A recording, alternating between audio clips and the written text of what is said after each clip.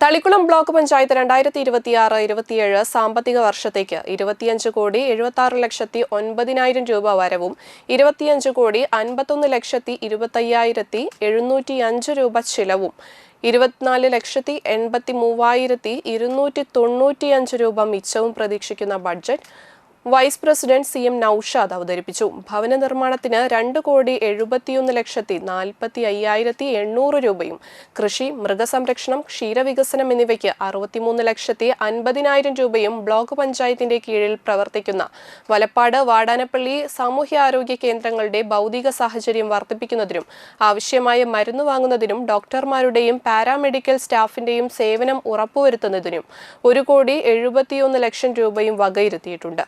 കുടിവെള്ളം, ശുചിത്വം എന്നിവയ്ക്ക് 79,98,000 രൂപയും വനിതാ സ്വയം തൊഴിൽ പദ്ധതിക്ക് 24,50,000 രൂപയും വകമാറ്റിയിട്ടുണ്ട്. പൊതുമരാമത്ത് പ്രവർത്തികൾക്ക് 1,89,94,200 രൂപയാണ് മാറ്റിവെച്ചിട്ടുള്ളത്. പട്ടികജാതി വിദ്യാർത്ഥികൾക്ക് പഠനമുറി സൗകര്യം ഉൾപ്പെടെ പട്ടികജാതി വികസനത്തിന് 66,50,000 രൂപ വകയിരുത്തിയിട്ടുണ്ട്. വയോജനങ്ങളുടെ ക്ഷേമത്തിന് 28,50,000 രൂപയും ഭിന്നശേഷി വിദ്യാർത്ഥികളുടെ സ്കോളർഷിപ്പിന് 27,50,000 രൂപയും നീക്കിവെച്ചിട്ടുണ്ട്. തളിക്കുളം ബ്ലോക്ക് പഞ്ചായത്തിലെ ഭിന്നശേഷിക്കാരുടെ പുനരധിവാസ കേന്ദ്രം അടുത്ത 3 വർഷം കൊണ്ട് പൂർത്തിയാക്കുന്നതിനും ബഡ്ജറ്റ് ലക്ഷ്യം വയ്ക്കുന്നു. തളിക്കുളം ബ്ലോക്ക് പഞ്ചായത്ത് പ്രസിഡന്റ് രഞ്ജില ഗിരി അധ്യക്ഷത വഹിച്ചു.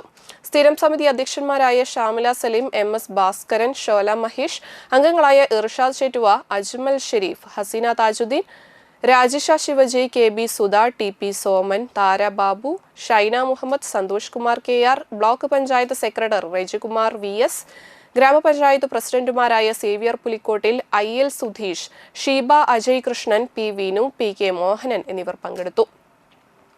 ബ്ലോക്ക് പഞ്ചായത്തിന്റെ പരിധിയിൽ വരുന്ന ആളുകളുടെ പ്രധാന ഉപജീവന മാർഗങ്ങളിൽ പ്രധാനമാണ് കൃഷി, മൃഗസംരക്ഷണം എന്നിവ. ആയതിനാൽ കാർഷിക മൃഗസംരക്ഷണ മേഖലയ്ക്ക് ഊന്നൽ നൽകി തുക വകയിരുത്തേണ്ടതുണ്ട്.